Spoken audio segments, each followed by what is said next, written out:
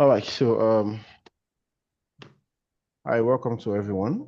I believe we all can see my screen. Basically, we'll just do a top-down analysis, and I'll always beseech everybody, every time you come to your charts, at every time you try to always start a top-down analysis from the weekly, depending on the day. If you're coming in on middle of the week, you probably already know what the weekly outlook looks like. Today's Friday. We'll start from the weekly because we want to know if the weekly candle has actually done what is needed of it. And then you can see how you can align your move with that. Basically, a simple move. The price has actually gone a good uptrend, hitting all-time high. And then afterwards, for the past 2 weeks, we saw a pullback. Now, this current week, we can see this is the candlesticks.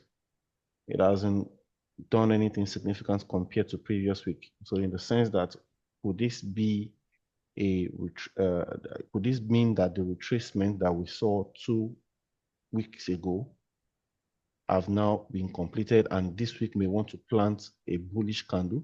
If it does plant a bullish candle there, that means we have a new support. And if we have a new support, this will be our support here, right? If we have a new support, that means from next week, we would expect price to continue going back up, possibly to the nearest resistance. And this is the last resistance that it printed. So this is what we have on the weekly. Okay, so this week, today now, from the weekly time frame, we are still trying to see where this will close to determine what's going to happen from next week, right? If today was if today was, let's say, last week, and we're trying to see what's happening, this candle would not be there, right? Let's where is this? This candle will not be there. Assuming this was last week, right? We'll just blur this out. Just blur this out, right? We'll have something like this. And this would just say, okay, because price has actually been in a downtrend, the previous candle closed bearish, so we'd expect price to continue going down after a testing of the upside. So what we'll do is, what we'll analyze on the weekly is, we'll be like, okay, this candle closed bearish. This candle closed bearish. So we expect to see maybe if price will break this and then continue going down, or we get to see something. And what we have right now is what we work with. Okay. Right now. So if this closes bullish, then that means this is a new support. So next week we'll then be talking about, okay, is price going to, from this support printed on the weekly, start going up, or maybe it just wants to continue going down? You understand? That's what we have on the weekly, looking at what price wants to plan for us. Then we go to the 4-hour time frame. Oh, sorry, the daily time frame. So you have to go in that particular you have to go in those particular order. You don't just go from 4 hours to 30 minutes. No, you also try to break it down on smaller time frame to see. I'll remove this because it's not needed on the 4 hours. What we'll see on the daily time frame, we'll see price has actually stalled. We are currently in a range. We'll see, this is the range that we have here.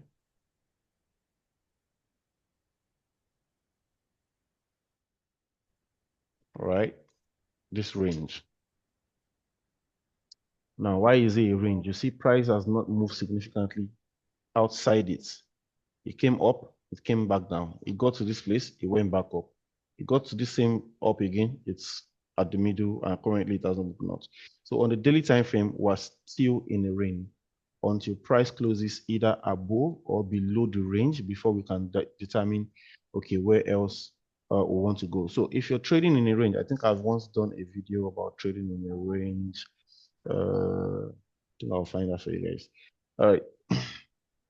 If you're trading in a range, you want to sell at premium. That's, you want price to get to this level before you enter for your sell, and you want to buy from this level. It is never safe for you to buy from anywhere. It's very wrong for you to take a buy from this place, because right now, if you take a buy from this place, you don't know if price will reverse from here, and if that happens, and even if you take that buy, you have to put your stop loss will be very, very wide. Your stop loss, if you want to use your stop loss now, let's assume we want to buy from here because price is here. Where would your stop loss be? Your stop loss would be at this next one. Meanwhile, your TP1 would be here because that is where support is. Sorry, resistance is. And this is not an ideal trade if you look at the arrow, right? So it's never ideal for you to buy, take your buy from here. You rather wait and see if there will be a reaction at this level and take your sell instead. Now, you also find the equilibrium of your range. Whenever you find your range, just find the equilibrium. That's the midpoint. Now, if you have the midpoint, your midpoint is going to be your TP1, your TP2. So if I sell from here, my TP1 will be my equilibrium. My equilibrium will be around here. Now, if we look at it from historical move, you see price got here, is sold. Where did it first react from? You see it is the equilibrium. You see it's your equilibrium. It's always a strong place, always. When price got here, it bought. Where did you see that major reaction from? Also your equilibrium. So that's always going to be your TP1 or your stop loss area. But then it's always advisable you trade, buy from premium and sell at, buy at discounts. Discounts is the down part. Premium is the upper part. But that's not what we're doing today. So let's move on. So this is the range we're in on daily. If we have this, that means we are still looking at currently price is close to the resistance on the daily, right? So I can say I want to shift my bias to being bearish today based on this range. So I'll be bearish. I have a bearish bias. So what's trading to this? That means I am only going to look out for sales majorly. I can have buys, but my buys will be short scalped, like short lived. Like I just want to just take 50 pips, 30 pips, 100 pips. But if you're looking for those bigger pips and the likes, based on this daily bias, I'll be looking out for a sell. So I can hold a sell for 200 pips or more. Another reason why the sell will make sense, if you look at this candle, I'm going to remove this. So let me just hide it instead.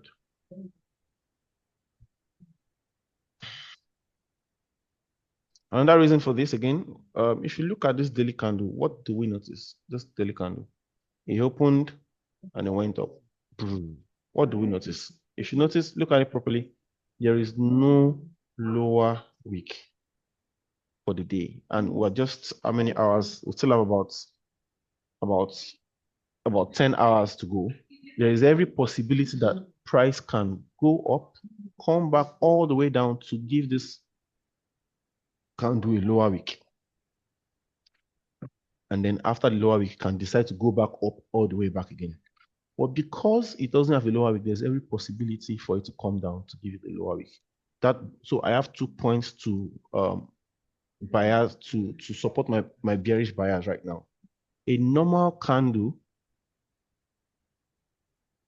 is something like this, both bearish and bullish. 85% of all the candlesticks you will see, they have a lower they have a lower wick, upper wick. They have the body of the candle and the body of the candle. That's what you see, 85% of candles. So when you see a percentage, or maybe when you see candles like this, that doesn't have any upper wick, or like this one has a lower wick, doesn't have an upper wick. This one has an upper wick, doesn't have a lower wick. And then there are some candles you see that doesn't even have both upper and lower wick. These are 15%.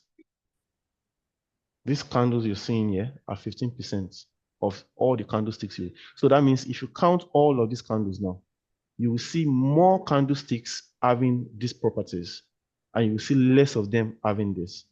I am more comfortable risking my money on the higher percentage of possibility than wanting to risk on something that is not probable with a lower percentage. You understand? So that's what I have on the daily, right? That's what we see on the daily. And then we have like this. Now I have price is already at the premium discounts. Let's label that so that would I said this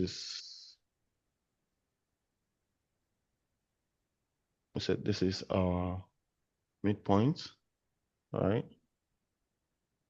We'll see price here, here. This is premium and this is discount.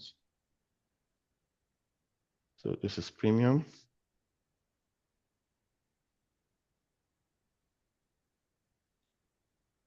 Premium, medium, discount. So you want to buy from premium and sell. You want to buy from discount and sell from premium. Let me just screenshot this so that, yeah. All right, so we'll proceed. So that's what all I can see on the daily. I don't have any other thing to look out for, except for maybe you want to check what happened the day before and the likes and the likes. Now, if you want to look at that, that's very fine. But today is Friday. So yesterday's candle closed as a doji, indecisive candle. I really don't like doji candles. They're just too indecisive. Indecisive candle, right? And that cannot really give me a direction of what price is going to do today because you can't really tell like this. But the previous day candle, it closed bullish at support, right? So it shows that price should build up. We don't know if this candle had already built up to this place, right? And maybe it wants to bounce back down, or this candle just wants to do that build up right now. So whenever I see a doji candle, I just act as if it's not even there at all. I just blank it out and then proceed. So today we see price has actually broken above this high, gone all the way high. But still, this bottom week is still something I need to take cognizance of. So that's all I have on daily. I have a bearish bias on the daily. So I then go to my 4-hour time frame. Of all the time frames that you have, 4 hours and 30 minutes are very, very vital. Whatever they give you, if you're able to get their bias right, you'll be very good in your trade. Okay, so this is the range we had on the daily. You see the range is also tallying with the resistance that we have up here on 4 hours. So I'll put my resistance line there, right? And then you see this also.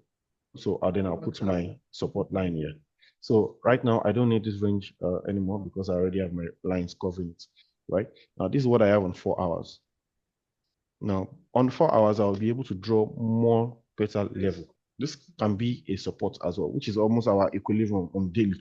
If you remember, we had our equilibrium on daily, so this is also like a support right now, right? And then we have a mild support here. A mild support because we can see price has not closed above it. So this is the range we're trading in on 4-hour time frame. Now, if price close above here, I would still not be interested in buys because yes, it closed above resistance, but we can see there's also another resistance close to it. I'd rather wait for a closure above here before I'll be interested in my buys. I would rather wait for a closure above here before I'll be interested in buys because you can see price has struggled to do that multiple times. Here, here, here, here, here, you can see. So once this can only give me that confidence if I see this because price has done it about one, two, about how many times? And it does not close. So this is part of why it's going to be very risky for you to take a buy because we have a lot of barriers on the way, right? However, if you have something that closes below, you have a good range to trade below. So this also buttresses my bearish bias, right? I would have something like maybe something this candle closes like this, bearish. That's something you can consider to sell. Why? Because if you look at repetition here, once price closed below, there was a sell downwards. Once price closed below, there was a sell downwards. You can see the trend. You can also see, then you can also see here too.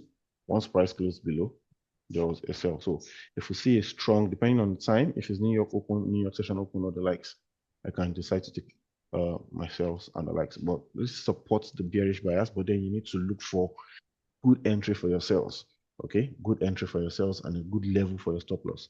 You don't just want to enter your sales here because if you do that right now, your stop loss would be, if I enter for yourself from here now, first stop loss will be here, that's 130 pips, right? Another stop loss will be here, that's 180 pips. Ultimate, the best stop loss will be around here, that's about 400 pips, or let's say here, that's about 300 pips. That's too wide a stop loss. So you just wait for something familiar that's better for you to do entry. I'll go to the 1 hour time frame. I'll go to 1 hour time frame. You go to 1 hour time frame. On 1 hour, this is what we have on 1 hour. Okay, so what you just do again, you adjust the levels as much as you can. The supports and the resistance still fine, but they're a bit far from where price is right now. So you just adjust properly, I'll use this mount support, this resistance here, right? And then you have your supports around here. Let's put it here. What this means is, oh, this is better actually. If I can get a closure here, like I said earlier on, I won't be interested in the sales yet, because we cannot say if this range, so this would be like a no trade zone for me. No trade zone in the sense that price can do and undo within this place. You can see it's not necessarily buying, it's not necessarily selling, it's just hovering around in between that place, right? So I wouldn't be interested. I think I'll just want to extend that to this place. Though on 30 minutes, I think we'll see a better no trade zone. This will be a no trade zone. And then I'll be interested in selling if price closes below here. Why? Because this is the last time price closed below there, you can see the huge push downwards. So this is what we'll be trying to replicate. And we can see before price closed below here, see the same distance it did in this no trade zone. Okay, let me extend this. You see it here? You see? You see how the no trade zone aligns with, you see how price was so choppy here, up. But until it closed below here, it retested, there was a push down. It retested again, there was a huge push down. So that means another closure below here will give us a good move. So if you can get that today, it's something you would love to take advantage of. Another place you can see that also, you see this candle until it closed below here, there was a huge move below. It retested again, huge move below. This candle did not close below. If you look at it properly, critically, it did not close below. But it did try to move downwards, but then you see it came back up. It must have trapped some sellers like that. But then when you look at it critically, you see that it closed below. So that would be the best sell. If you see a good closure below, then you can take a continuation sell to the downside. Let's go to 30 minutes, which is my favorite time frame. 4 hours and 30 minutes. Once my 4 hours and 30 minutes aligns, good. Sniper mode. All right. Yeah, so in 30 minutes, I'll still be fine with the no trade zone being like this. But I can use it as a no trade zone on 30 minutes. Yeah. Excuse me. And I'll just use this place as my no trade zone on 30 minutes. Adjust my no. I'll adjust my resistance here.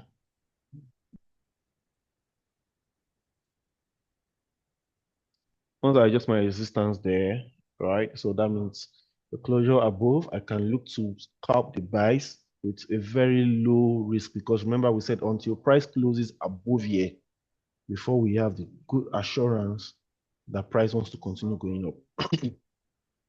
But this place can take small risks buy and look for TP1 here and expect to see what happens, right? No, your TP1 will be here rather, because there's a support here. Then your TP2 will be here, right? But I have more confidence in the sell. I have more confidence in the sell. Let's see, do I have any news today that can push price? So we don't have any news on dollar, major news on dollars, just some minor news. And so it's just basically technicals. So this is how the chart's going to look like. The right side, no trade zone. Look for your sales below and look for your buys above. More confidence in the sales, but then if you see an opportunity to enter a buy, of course, we are always open to sell and buy at the same time. Whatever one we see that looks good. Yeah, so this is what I'm looking out for. This everything is choppy basically, so you have to be very careful. I think the 1 hour is looking cleaner. I don't even 15 minutes is gonna be okay. 15 minutes, yeah, 15 minutes is okay too. Yeah, okay, cool. So the no trade zone will be extended here.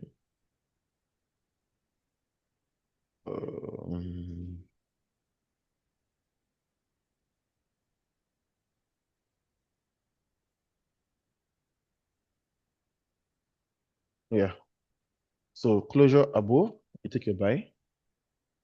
But this buy, you have to be very, very careful. Very, very careful. Because it can close above and just do something like this wicks. You see the wicks, how it has struggled. but the sell is looking solid, is looking solid. So if closures below, we could sell down to this place and see how it goes, especially because remember, the daily does not have a bottom wick. So it can even come all the way down to this place, right? So then now that's what we have. That's what we wait for. And then now we've done that. What next do? We wait.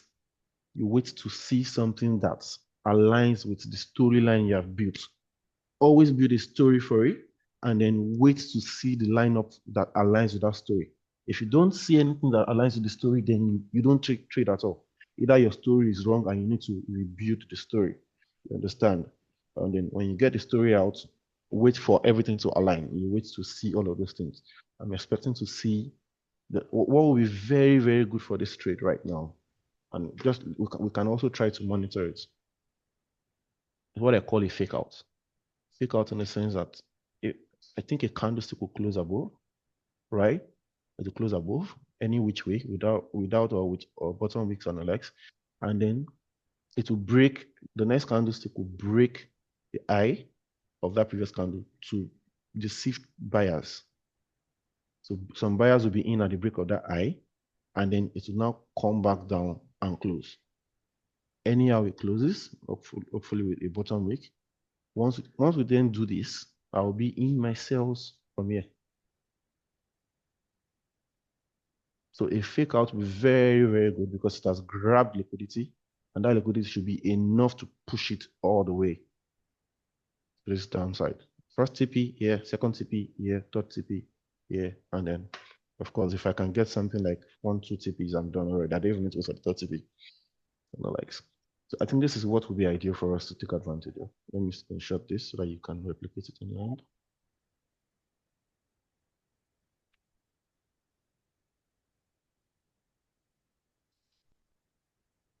Yeah, so that's it. So I'm actually looking out for the sales more. As time goes on, we'll see what happens, what it trade presents. If there is a buy opportunity, I would call that out as well. Let's see how it goes.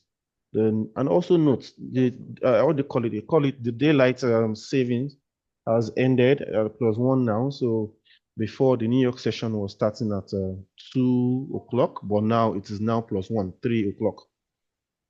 Asia session 2 have added 1 hour. London session 2 has added 1 hour. That's going to be until next year, I think April or thereabouts. So whatever your timing is, please check and know that you know those sessions correctly. The times you expect to see volumes are the times of when those sessions overlap. But that's going to be another thing to talk about. If you don't understand, we can always DM and discuss about that. I want to open up the floor if you have any questions before we end, because I think that's it for the top-down analysis. Yeah, please, you can unmute yourself if you have any question.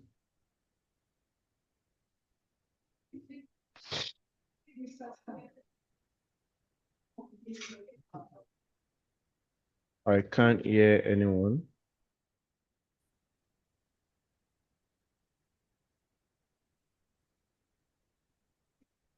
I don't have a question at the moment. Okay, great. Sam? I think I understand.